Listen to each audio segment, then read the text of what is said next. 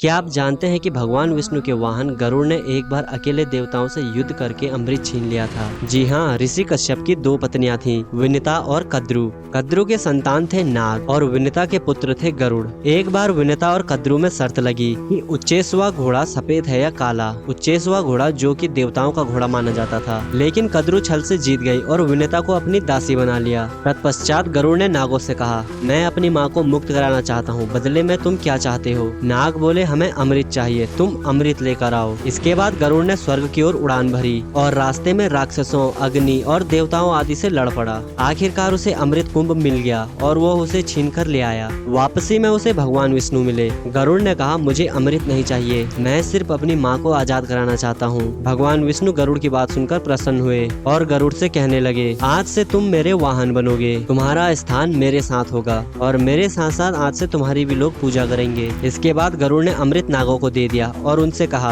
पहले तुम स्नान करो, फिर जाकर इसे पीना। जैसे ही नाग स्नान करने को गए, इंद्रदेव अमृत को लेकर स्वर्गलोक चले गए। जब स्नान के बाद नाग लौटे तो उन्हें सिर्फ कुछ बूंदे ही चाटने को मिली और वहीं से उत्पन्न हुई एक तीखी कुश घास, जो आज भी नागों की जीभ को काटती है। और यहीं से गरुड़ और नागों के बीच में शत्रुता शुरू हुई और इसी समय से गरुड़ बने भगवान विष्णु के शाश्वत वाहन।